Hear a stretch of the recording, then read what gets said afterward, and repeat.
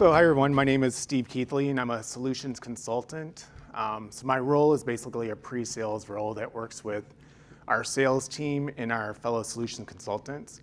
I've been with TraceLink for almost 5 years, but I've been in global supply chain for like 25 to 28 years without dating myself, focusing mainly on global trade compliance.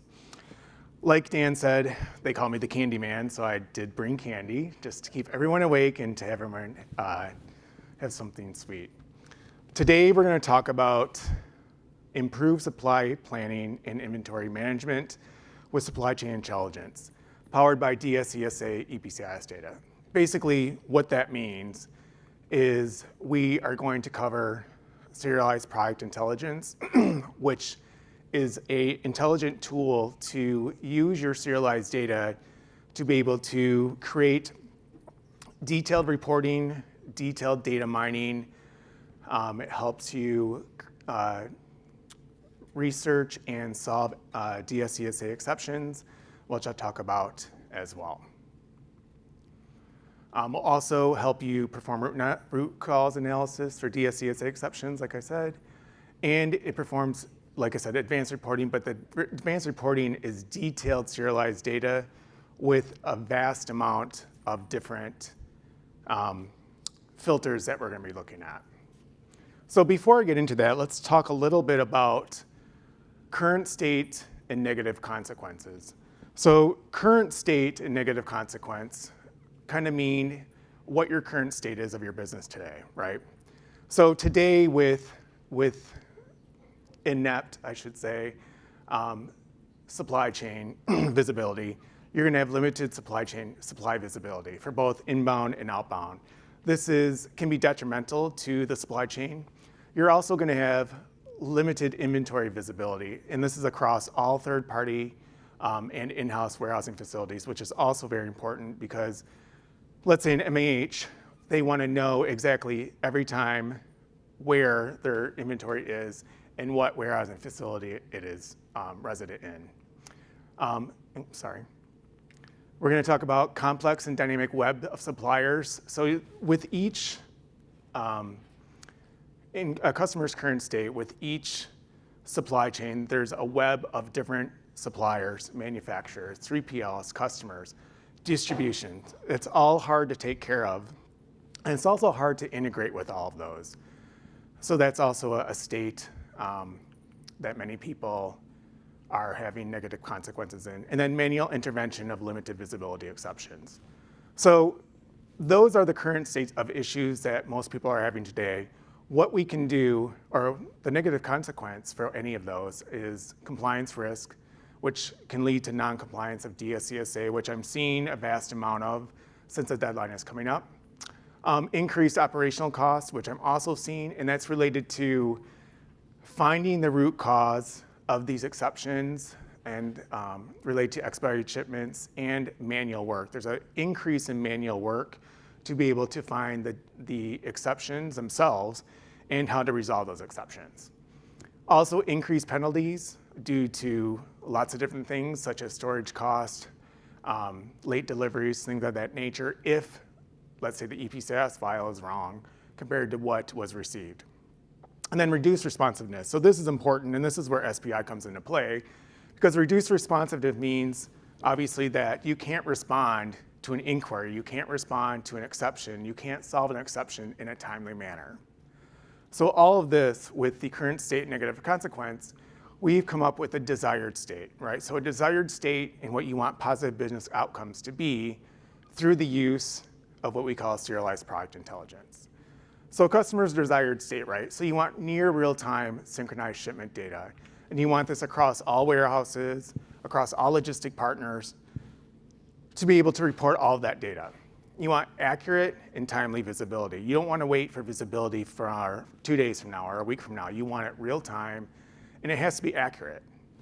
You want to be able to optimize automation. And the reason why you want to optimize the automation is to reduce the manual process. You want to reduce the workload that your employees are having to do these exceptions and produce data, produce reporting, things of that nature. And then it also has to be cost effective, right? you want all of these desired states, but you don't want to have to pay a fortune to do this. You want them to be seamless, and it has to be a supporting digital collaboration that enables these processes, and it all has to be proactive as well. And then it all has to be unified, right? So a unified platform for end-to-end visibility and to be able to see all of that. So how do we get there? Or what are the positive business outcomes for those? So when you're having real-time synchronized shipment, you're going to have optimized exception response, and all that data is going to be synchronized across your supply chain. You're going to reduce the inventory costs with optimizing safety stock. You'll have increased revenue by being proactive. It's key to be proactive when you're dealing with supply chain, because if you're not, things can happen, money's missed sales opportunity, breakdown in the supply chain is number one. Higher customer satisfaction. I think that goes without saying that we want these tools to promote higher customer satisfaction through visibility and automation. And then, like I said, you want to reduce operational costs, because when you're optimizing tools within the supply chain, you're reducing your operational costs, you're making your employees happy, and getting to the root cause and to be able to turn around that in a timely fashion. So, where does this all begin? So I'm sure throughout the week, you've heard a lot of talk about the TraceLink network. So the TraceLink network is our unified network, without saying that word too many times. It's a conglomeration of over 295,000 plus trade partners that are connected, interoperate with everyone in any type of format. So I'm gonna make you dizzy a little bit. But TraceLink is the center of this, right? So we build all of our platforms, we build all of our applications. This is essentially the heart of TraceLink, is the network that you can integrate once with all these different trade partners, with all the different messaging to enhance the mint transactions, to enhance your serialization process, and to interconnect with any one of these trade partners without having any IT resource to do so. Some say we might call this our superpower. So TraceLink superpower is definitely the network. It's our building block, our foundation to everything that we do, okay? So throughout the use of our tools, throughout the use of our network, what are the realized business outcomes, the required capabilities to do that? First of all, it's the network cost-effective integrations that I just mentioned using our network capability. Advanced visibility of detailed shipment data, which we're going to be seeing through SPI. Also, a tool to monitor exceptions. So we have a tool called Supply Chain Work Management that you've also heard about this week. That is a tool to monitor the DSCSA exceptions that can be built by yourself or by your trade partners. And when an exception is built, alerts will happen between you and your trade partners to let you know that an exception has been created. And then you also want to visualize all these interactions to gain real-time insights. And supply chain work management in combination with SPI will enable that. You want to be able to compare shipments and inventory against ERP data to identify any type of anomalies. That is happening more often than not. And then automation of transactions through your supply chain. And the automation of supply chains through your supply chain, what I mean by that is to be able to automate transactions that have typically been in a manual nature. And an example of that would be a PO going between, let's say, an MAH and a CMO, and a PO acknowledgement. With our application, especially with Mint, you're able to automate that process in any format. So the key of that is automation, but the also key of that is using our network to leverage that automation and to be able to transmit that data in a normalized system to be able to have both parties accept it, either person to person, system to system, in any format available. So Mint, that we've been talking about all week, does interact with this capability as well. So think about today what you're doing, and if you do have transactions that are manual, that you're doing through email, Excel spreadsheets, we have a solution for that. Okay. Now, we're going to go into Serialized Product Intelligence. And we usually call Serialized Product Intelligence SPI. So SPI, so what is Serialized Product Intelligence? And I kind of mentioned this earlier. But Serialized Product Intelligence, or SPI, is a tool to deliver advanced reporting with access to all of your serialized data. That's important.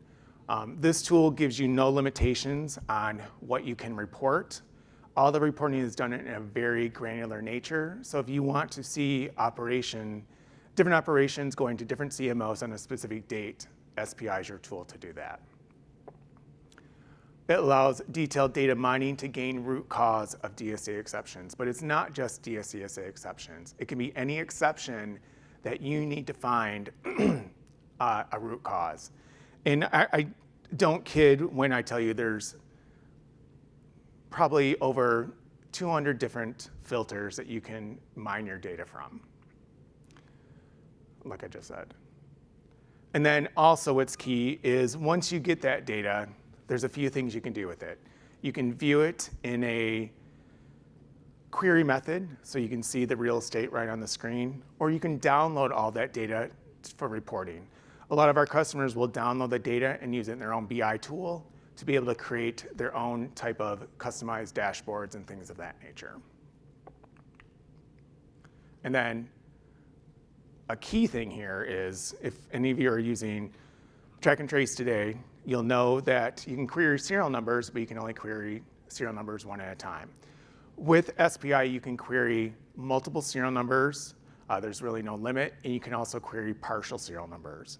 And I have a use case that I'm going to go through that enables you to query partial serial numbers, and if you weren't able to query that partial serial number, you wouldn't be able to solve that use case.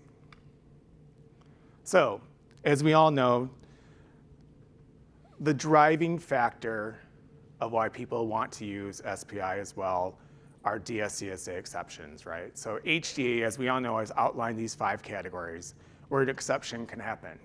And it can be anything from incorrectly formatted EPCIS files that we see very normally, damaged cases, which I'll talk about as well, data received, but then the quantity changed, 2D barcode won't scan. Any type of anomaly in the supply chain is an exception. So like I said earlier, we have a tool to manage those exceptions, and we have a tool to be able to mine in the data to be able to come to a cause of the exception.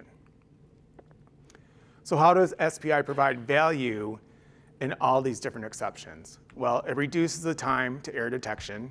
Okay, that's important. Eliminates quarantine costs by being proactive with these exceptions. It helps you identify root cause in serialization data errors without being communicated. So if you know that there was an error on a shipment, you can look to SPI beforehand to make sure that what was sent was correct. If not, you can fix it. And then you can reconcile the data for compliance requirements, and then monitor all the verification activity as well. So if anything's been verified for any type of reason, if that's VRS or any other type of solution, you can do that through SPI as well. So let's talk about one exception resolution in SPI. So this is a very common one. So here's scenario 1, it's a DSCSA exception. The shipment received with damaged labels. They're unable to scan those labels at the destination. This is under a packaging and labeling exception. So the operational scenario is that it was missing an HRI in the package. It was a damaged good or unable to scan. The buyer only gave us a partial serial number and a lot number. So they couldn't read the entire serial number because the label was damaged. So what we did is we leveraged SPI to be able to find the serial numbers that they were unable to scan that were damaged. So the way they do that was you go into SPI, and I'm also going to be doing a live demo as well, but you go into SPI, we're going to go into what we call reconcile serial numbers. And then reconcile serial numbers, you can query based on a partial serial number. So you can query the product, the lot, and then any type of partial serial number that you want. Once you do that, it's going to come up with results, right? So it's going to tell you the products that were involved with that lot and partial serial number. It's going to tell you the serial number statuses. It's going to tell you the item number status, et cetera. Then it's going to tell you what the serial numbers detail were. So with this example, you can see that the parent serial number and the serial number and the parent serial number 2 were all derived from that partial serial number. So now you're able to identify the serial numbers that were in question that were not able to be scanned. So the second one, operating scenario, is for packaging and labeling. Oh, this is the same one. Okay, so sorry. So the conclusion of this was that the sender was able to identify all the serial numbers, like I just said, associated with the shipment using that partial serial number lookup. So let's talk about the demonstration. So what I'm going to do is I'm going to go into SPI itself to do a quick demonstration of what you can expect from a tool like this. What I want to talk about right now is one of the scenarios that I see quite often. So a lot of my customers will come to me and say, Steve, I need to know and verify which EPCIS files were sent out of the system, and I need to verify if they were sent successfully or if they failed. With the SPI, we have a very simple way to do that. We would just simply go to Review Info Exchange Messages, and I'm going to select a date. So these date ranges can be for any module in SPI. And then I'm going to select Show Additional Filters. And what I'm going to do is click on a service name. Service name in SPI terms is the ability to search EPCIS files, okay? So what you can do is, usually people want to search based on a company name. So I'm going to choose Frank's Pharma. Oops, not that one.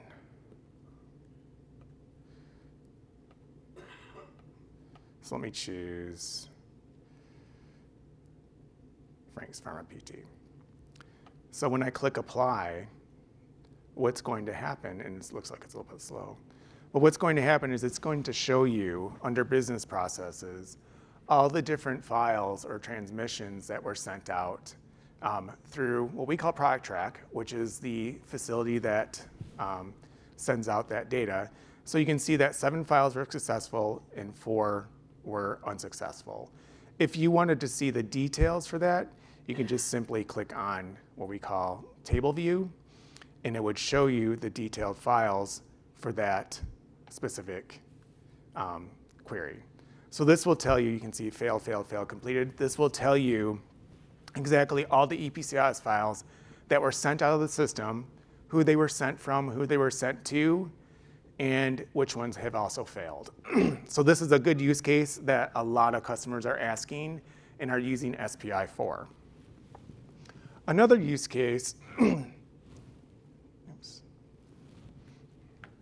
is the ability to find things that were missed, or things that shipment was received, but EPCIS files did not match. So let's say I have a shipment, I'm a buyer, I received, let's say the EPCIS file said 37 containers, or 37 cases, but let's say I only got 12. And to do that, let's say I only had the lot number. So under Reconcile Lots is the tool to be able to give you a ton of different information with a ton of different filters. So first of all, I just want to be able to do a date filter, and then I'm going to apply it. And then if I look at the top, you can see Table View. Table View will give you a plethora of different filters that you can search serialization data for. So what you could do is you could search by lot number. You could say, okay, show me a lot number based on what I was looking for, okay? Let's see. So the lot, if you search for a lot, it's going to come back and give you a history of what happened, right? So it's going to tell you, okay, 4 serial numbers are aggregated, 32 are aggregated, the different pick and packing process. It's going to say how many were commissioned, how many receipts were done, and then how many were shipped. So you can see here, there's a shipped one for 12.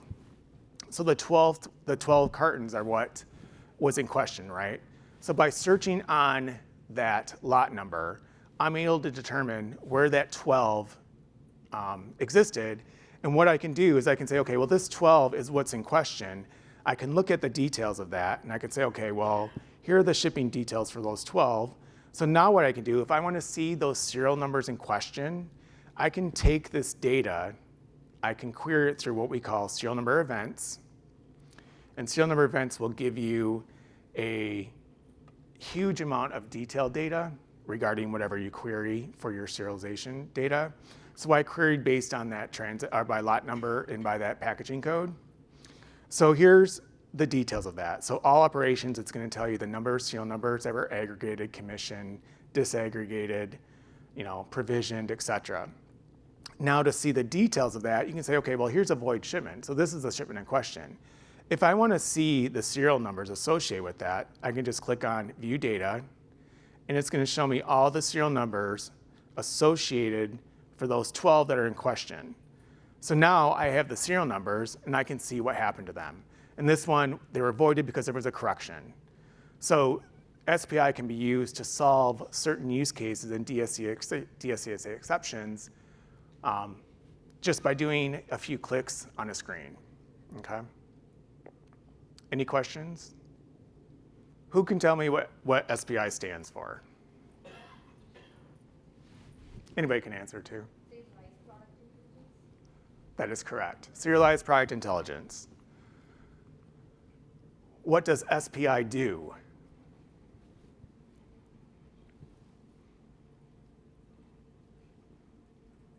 You mean I did all that lecture and nobody knows what SPI does? SPI is an advanced reporting tool to be able to data mine your serialization data to come to the root cause analysis, to help you solve DSCSA exceptions. It helps you create reporting that you would need to report for other things other than exceptions. If you want to create management reports, internal reports, if you want to see what your CMOs are doing on a monthly, weekly, or daily basis, SPI is that tool. SPI is that advanced reporting tool to give you that analytical data. What is the TraceLink superpower? If you guys do not get this one right, then you've not been paying attention all week. Julia. Correct.